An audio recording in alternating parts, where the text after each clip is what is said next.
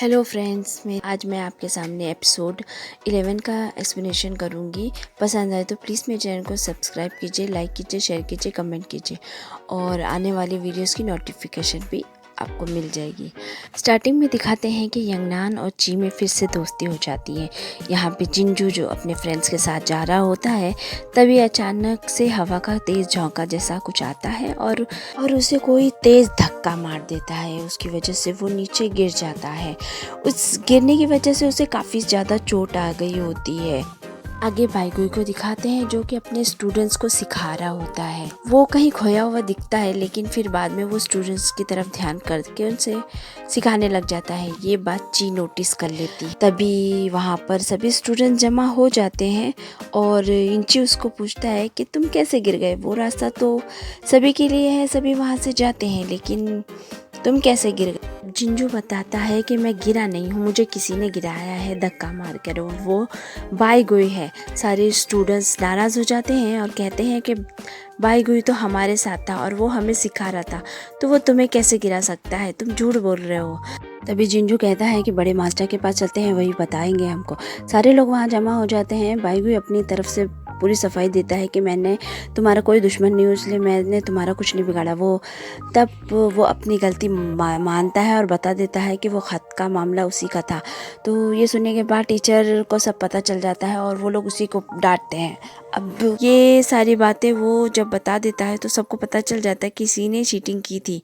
तो मास्टर भी नाराज़ हो जाते हैं और उसी को डांट लगा देते हैं और फिर कहते हैं चलो अब बस ठीक है, सब लोग जाओ यहाँ से। और यिंगची और यंगनान को बड़े मास्टर बोलते हैं कि तुम दोनों यहाँ पर रुक जाओ। उन दोनों को वहीं पर रोक लेते हैं और कहते हैं कि कल हमको। बड़े मास्टर यिंगची और यंगनान को शैतानी घाटी में आने के लिए बोलते हैं और फिर चारों वहाँ पर पहुँच जाते हैं। बड़े मास्टर, छोटे मास्टर, यिंगची और यंगनान। और वो लोग जो छोटे मास्टर होते हैं वो यंगनान से कहते हैं कि तुमको ये तितली इस तलवार के अंदर डालनी होगी। वो कहती है यहाँ पर डालना है मुझे, मगर मैं ये कर पाऊँगी क्या? तो गुरुजी कहते हैं अपने आप पर भरोसा रखो और हम पूरी ताकत से ये करेंगे। सब लोग मिलके कोशिश करते हैं, लेकिन वो तितली को डाल नहीं पाते हैं। तितली वापस आ जाती है।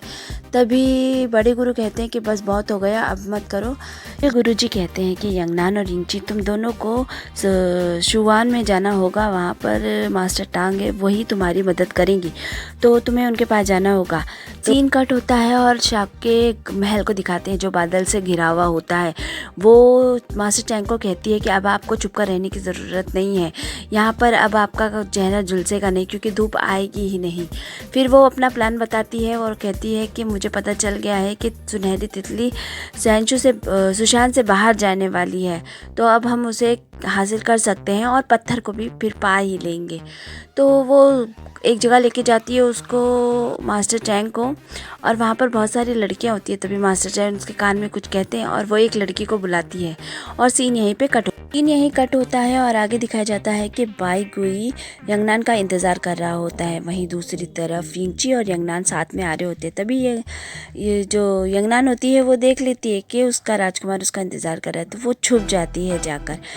यिंगची कहता है कि क्यों छुप रही हो, मैं जाकर बता देता हूँ। और वो उसका हाथ पर छटक के वहाँ चला जाता है और जाकर उसको बता देता है कि जिस लड़की का तुम इंतज़ार कर रहे हो वो वहाँ पर है।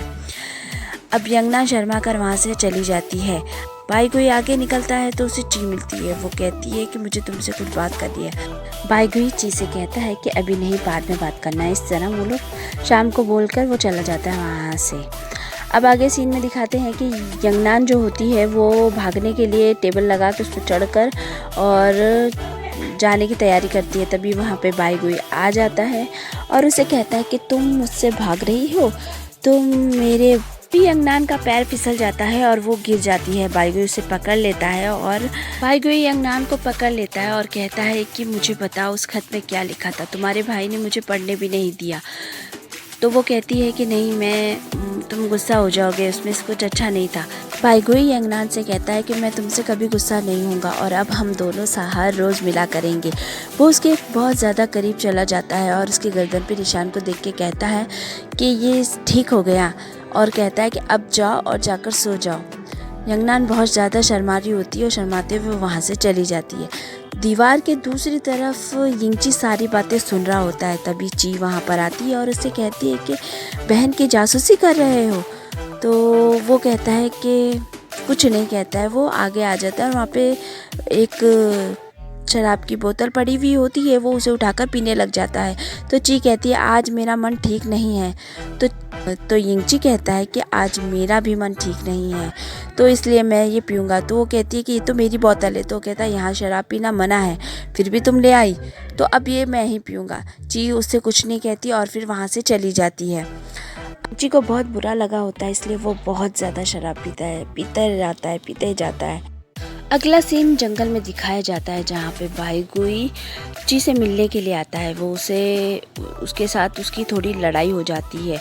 वो कहती है कि मुझे पता है कि वो तुमने किया था। वो कहता है मेरे मामले में मत पड़ो, अगर तुमने ये यंगनान को बताया तो ठीक नहीं होगा। वो ये कहकर वहाँ से चला जाता है। तभी वहाँ पे जिंजू आ जाता है, जो सब देख लेता है। वो उसे बोलने लगता है कि मैं बता दूंगा।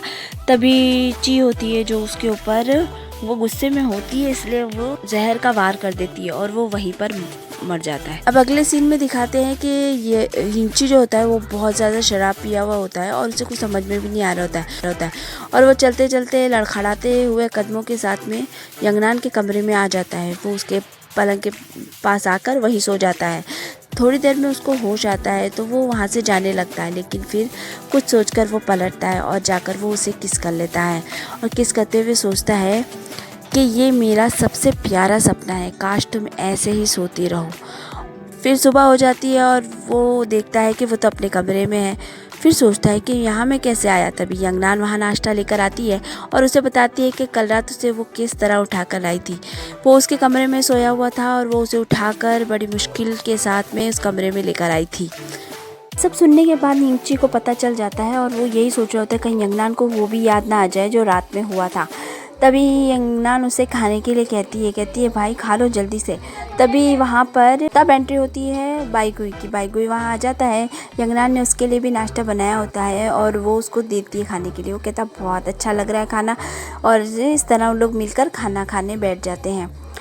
यिंगची बहुत ही ज़्यादा अजीब अजीब मुँह बना के खा रहा होता है। उसे बाईगुई के साथ यंगनान का होना पसंद नहीं होता, लेकिन मजबूरी होती है, इसलिए वो कुछ बोल भी नहीं सकता है और वो दोनों को ही देखता रहता है।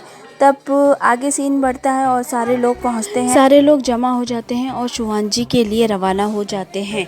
रास्ते में चलते चलते ये लोग पहुंचते हैं, तो रास्ते में चलते हैं तो ये लोग थक जाते हैं। वहाँ पर एक मंदिर होता है जिसकी गुफा होती है, उसके अंदर सारे लोग रुक जाते हैं। बहुत बादल गरज रहे होते, बारिश हो रही होती, तो मास्टर चिंगनान कहती है कि आज रात हमें यहीं पर रुकना पड़ेगा। तो तेई और मिचिन कहते हैं कि खेल इस तरह कब तक टाइम पास नहीं कर सकते, चलो आओ खेलते हैं, और वो लोग सब बैठ जाते हैं खेलने के लिए। तो फ्रेंड्स आज का वीडियो यहीं पर ख़त्म करती हूँ। अगले वीडियो जल्दी लाऊंगी। प्लीज़ मेरे चैनल को सब्सक्राइब कीजिए, लाइक कीजिए, शेयर कीजिए। बाय बाय फ्रेंड्स और टेक केयर।